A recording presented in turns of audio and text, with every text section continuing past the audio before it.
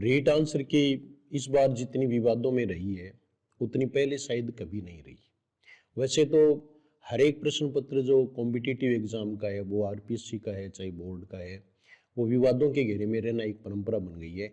लेकिन इस बार कुछ ज़्यादा ही बवाल है कि बोनस मिलेगा नहीं मिलेगा, कौन सा प्रश्न है उस पर आपत्ति लगाएं। तो आपत्ति लगाने की कल लास्ट डेट है और एक प्रश्न मुझे और मिला। ये बहुत दूर से किसी विद्यार्थी ने भेजा है। मैंने आपको कहा था ना कि मैं सबसे ज़्यादा विद्यार्थियों से ही सीखता हूँ और वो ही मेरे लिए सबसे ज़्यादा हेल्पफुल भी हैं। तो सबसे पहले तो जिसने ये प्रश्न है इसका प्रूफ भेजा है उसको बहुत बहुत धन्यवाद, क्योंकि उन्होंने इंटरेस्ट लिया है और भविष्य में भी वो इस तरह का काम है वो करते रहेंगे, क्योंकि ये नेक काम है। अगर एक प्रश्न किसी का सही हो जाता है तो उसकी पात्रता हो जाती है, एक प्रश्न का बहुत फर्क पड़ता है। तो इस पर तो जैसे सबसे पहले हमें प्रश्न पर ही बात कर रहे हैं। ये शिफ्ट 3 में ए सीरीज में 44 का क्वेश्चन है। वैसे आप अपनी सीरीज में देख लेना, प्रयोगशाला पर वाला प्रश्न है वो बहुत सारों का गलत भी है, इसलिए मैंने जरूरी समझा कि एक प्रश्न के लिए भी ऐसा मैं करूं तो शायद ज्यादा ठीक रहेगा। तो ये वीडियो मैंने इसीलिए बनाया है। तो इसमें ये देखिए आप, प्रश्न ये था, भाषा प्रयोगशाला के संदर्भ में उचित कथन है। सभी छात्र एक दूसरे से संपर्क कर सकते हैं, सभी छात्र बाहरी वातावरण से प्रभावित रहते हैं। बोर्ड ने उत्तर माना ये 4/4 यानी 4x4 16 छात्रों के बैठने व सीखने की व्यवस्था रहती है। लेकिन अभी जो प्रश्न भेजा है उसमें 2 उत्तर इसके आ रहे हैं, तो इसमें बोनस देना लगभग तय है। पहले भी मैं आपको बता रहा था कि ये कहीं नहीं मिल रहा है और ये कोई निश्चित नहीं होता है।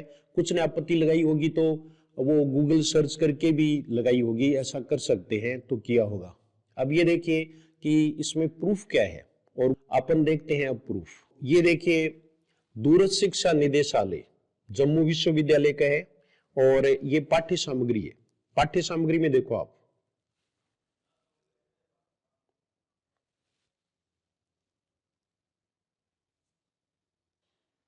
पाठ्य सामग्री में ये देखो, इसके माध्यम से छात्र व्यक्तिगत क्षमता के अनुसार सीखते हैं, ये सारे चीजें। ये देखिए 9 वाला, छात्र अपनी सीट पर बैठकर भी दूसरे छात्र के मौखिक पठन को सुनकर उसकी सहायता कर सकते हैं। और इसमें यह था कि सहायता नहीं कर सकते, संपर्क नहीं कर सकते, जबकि इसमें यह आ गया कि संपर्क कर सकते हैं। तो एक तो ये उत्तर हो गया। दूसरा देखो 12वां पॉइंट देखिए आप, उच्चारण के समय यदि दोष दिखाई देता है तो निर्देशक निर्देश देता है, जबकि उसमें लिखा है कि निर्देशक है वो निर्देश नहीं दे सकता, कि शब्द के शुद्ध रूप को सुने फिर उच्चारित करें, अर्थात शुद्ध उच्चारण की दृष्टि से लाभदायी है। ये दृष्टि शब्द है। तो यहां उत्तर है वो 2 हो जाते हैं, ए भी उत्तर है और डी भी उत्तर है।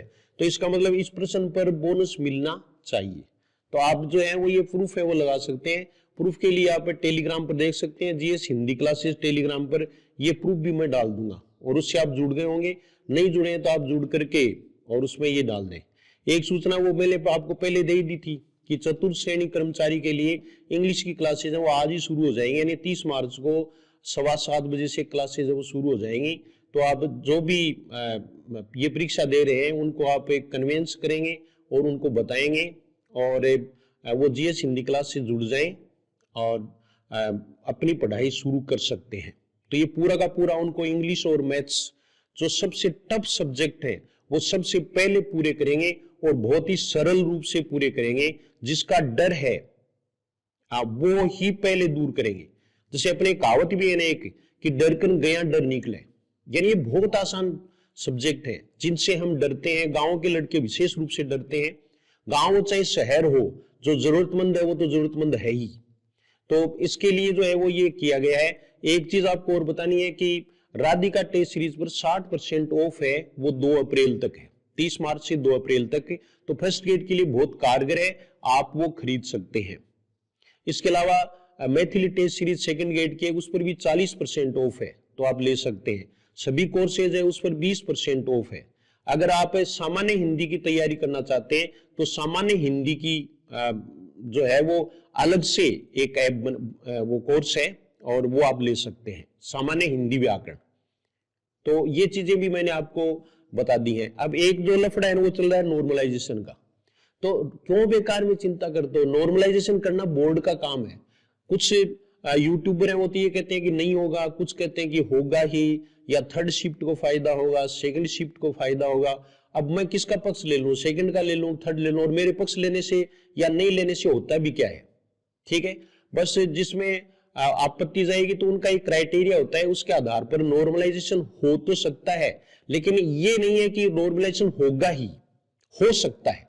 मैं इसके पक्ष में हूं क्योंकि पहले भी हुआ है, तो इसलिए नॉर्मलाइजेशन हो सकता है, लेकिन ये नहीं है कि होगा ही। तो कुछ है वो चिंतित रहते हैं कि जैसे एकदम बॉर्डर केस पर है, ज्यादातर ये 82 वालों के लिए मैं बता रहा हूं कि पूरे 82 बन रहे हैं, अगर नॉर्मलाइजेशन हो गया तो कम हो गए, 84 है तो फिर कम हो जाए। तो इस तरह का तो कोई डिफरेंस मेरी समझ में आने वाला नहीं है कि कोई 10 नंबर का इस तरह का कोई डिफरेंस आ जाएगा। तो एक दो जो बोनस अंक है वो किसी को ज्यादा दे करके ऐसे जो है वो कर सकते हैं। तो थर्ड शिफ्ट को फायदा होगा या सेकंड शिफ्ट को फायदा होगा, ये बोर्ड है उसकी कमेटी है वो तय करेगी। इसलिए आपको बेकार में बर्डन नहीं लेनी है, फाइनल आंसर की आने दो, रिजल्ट आने दो, अपने आप पता चल जाएगा। तो ये बोधरेशन तो छोड़ो और तैयारी में लगे रहो, तैयारी काम ही आएगी, अन्य परीक्षाओं में काम आ जाएगी। और अगर आप कुछ जो है ना इस कैंडिडेट है वो तो जैसे पात्रता के इसमें लफड़े में उलझे हुए हैं और रात दिन फोन आ रहे हैं कि होगा या नहीं होगा, मेरे 80 बन रहे, होगा या नहीं होगा, मेरी ये कैटेगरी है इसमें होगा या नहीं होगा। ये जनरल वाले हैं वो थोड़े कम कर रहे हैं क्योंकि वो 90 का टारगेट उनको पूरा छूना है। और ये भी मैंने आपको पहले बता दिया था कि 82 में पास होगा, OBC, EWS, MBC, SC, ST, ये 82 में पास हो जाएंगे, जिसकी मार्कशीट, जिसका सर्टिफिकेट मैंने पिछली वीडियो में आपको दिखाया था। अगर आपको देखना है तो उसमें देख लेना आप, इससे पहले वाला जो वीडियो है उसमें मैंने दिखाया है।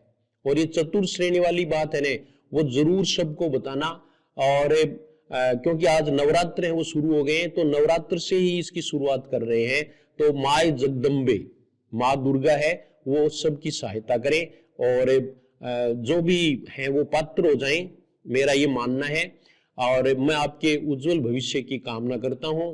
आप है वो पढ़ाई शुरू कर दें, आप बिल्कुल भी इसके बारे में नहीं सोचें। ये एक ही कोई परीक्षा नहीं है कि रीट पात्रता नहीं हुई तो इसका मतलब हम तो खारिज ही हो गए, ऐसा कुछ नहीं है। बहुत सारी परीक्षाएं हैं, बहुत वैकेंसी आई हुई हैं, आप तैयारी करें।